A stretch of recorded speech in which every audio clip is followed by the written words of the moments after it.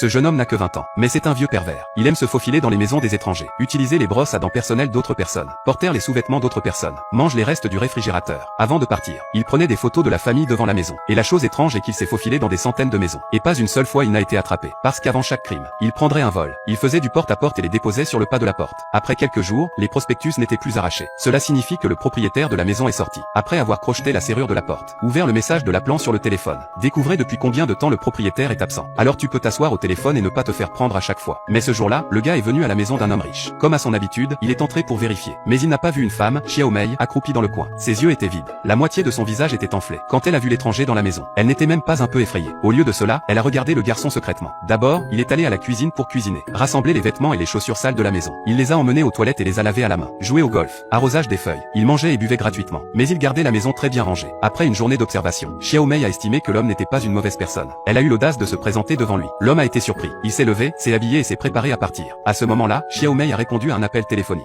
C'est l'homme qui a appelé. Il n'arrêtait pas de jurer sur Mei. Au moment où l'homme était sur le point de partir, Mei a crié d'une manière explosive. Elle a raccroché le téléphone. Le gars a été pris de court encore une fois. Il est facile de deviner ce qui est arrivé à cette petite beauté. Après avoir quitté la maison de l'homme riche, il a réfléchi longtemps sur la route, soit par curiosité, soit par inquiétude. Il a décidé de revenir en arrière et de jeter un coup d'œil. Malheureusement, à ce moment-là, l'homme était aussi rentré chez lui. Le garçon était debout dans la cour. Il a regardé l'homme gronder et crier sur Mei. Il l'a même giflé en plein visage. Une vague de colère l'a envahi. Il a commencé à jouer au golf dans la cour. Il a réussi à attirer l'attention du propriétaire. Le propriétaire était déconcerté. D'où vient cet homme? Il a pris son téléphone portable et a appelé la police. Il a balancé son club. En un ou deux coups, il a mis l'homme à terre. Il avait tellement mal qu'il ne pouvait même pas parler. Le type sort du manoir. Il a démarré sa moto et a attendu qui? Xiao Mei. Ils ne se sont pas dit un mot, mais ils avaient une très bonne compréhension. Ensemble, ils sont sortis de la maison de l'homme riche. Le reste de la journée, le gars et Mei n'ont toujours pas dit un mot. Ils ont mis des prospectus ensemble. Ils se faufilent ensemble dans les maisons des gens. Mei a fait la lessive. Il a cuisiné. Lorsque vous prenez des photos, Mei s'approchait et donnait un rare sourire. Mais la vie en cachette n'est pas si facile. Cette nuit, ils sont allés dans la maison d'une autre famille. Mais le propriétaire de la maison est rentré tôt dans la nuit. L'homme était parfaitement conscient que quelqu'un était dans la maison. Il a d'abord demandé à sa femme de vérifier s'il ne manquait rien. Puis il a battu le garçon. Heureusement, la femme est sortie et a dit qu'il ne manquait rien. Ce n'est qu'alors que le maître a laissé partir les deux hommes. Sans endroit pour dormir tard dans la nuit. Ils étaient tous les deux assis sur un banc de parc. Ils ont dû passer la nuit avec le vent froid. Le lendemain, ils ont continué à chercher un endroit où rester. Cette fois dans la maison d'un vieil homme.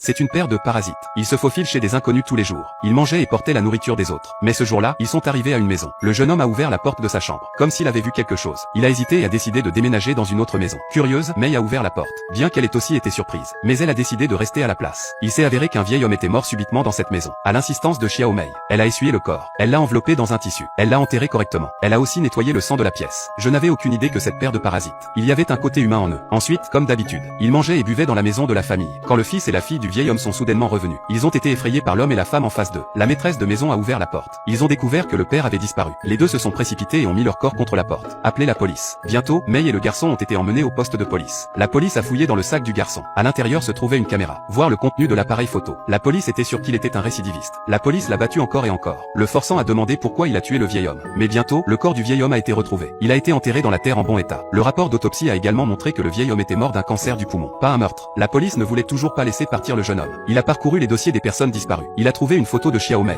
Il a appelé la personne qui l'a dénoncé. C'était un homme riche. Le policier a dit à l'homme riche de venir au poste de police pour récupérer Xiao Mei. Et il a laissé le garçon derrière lui, bien qu'il n'y ait aucune preuve qu'il l'ait forcé. Mais il a décidé qu'il était un mauvais homme. Il l'a retenu au poste de police. Peu de temps après, l'homme riche a payé une somme d'argent au policier. Il l'a payé pour jeter le garçon dans un terrain vague. L'homme riche a installé quelques balles de golf à une courte distance. Il l'a frappé avec quelques balles de golf, pour venger sa mort. Quand l'homme riche a eu fini, il était déjà en train de mourir. La police l'a aidé à se relever. Mais il en a profité pour lui sauter dessus. Il a presque tué le policier. Maintenant, il est encore plus improbable que la police le laisse partir. Il a rapidement été envoyé en prison. Pendant son séjour en prison, il n'a pas boudé. Au lieu de cela, il a commencé à se comporter bizarrement. Un jour, les gardes sont venus vérifier sa chambre. Mais il n'était nulle part. Il s'est précipité pour ouvrir la porte de la cellule. Il l'a trouvé caché derrière le mur, avec un sourire suffisant sur son visage. Le garde était furieux. Je l'ai giflé plusieurs fois. Il a dit qu'il n'avait pas mangé aujourd'hui. Il l'a ignoré. Le lendemain, le garde est revenu vérifier sa chambre. Il ne s'attendait pas. Cette petite pièce peut être vue d'un seul coup d'œil. Il n'a été vu nulle part. J'ai levé les yeux et j'ai vu. Oh mon Dieu, il était accroché à la porte.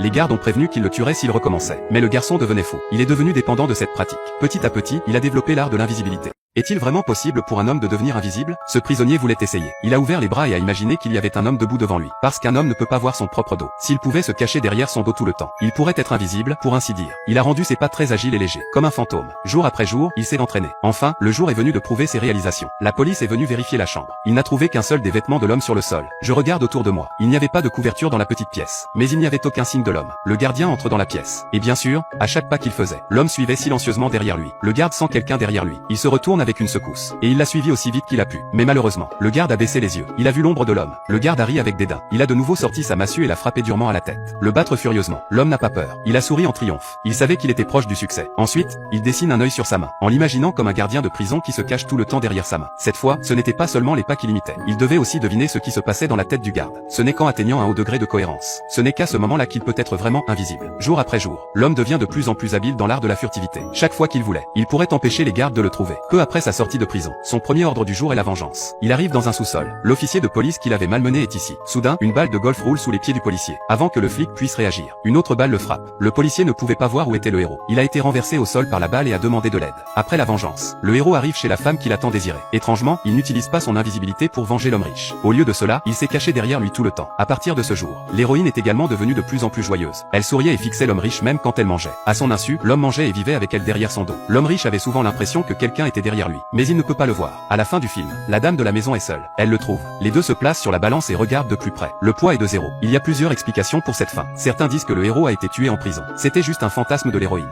D'autres disent que le retour du héros est la réalité. Le poids est nul. C'est parce que la balance de l'héroïne a été trafiquée auparavant. Mais il était cassé. Toutes sortes d'explications ont un sens. Et ce que le directeur veut dire, c'est écrit dans la dernière ligne du générique. C'est difficile à expliquer. Si le monde dans lequel nous vivons, c'est réel ou c'est un rêve.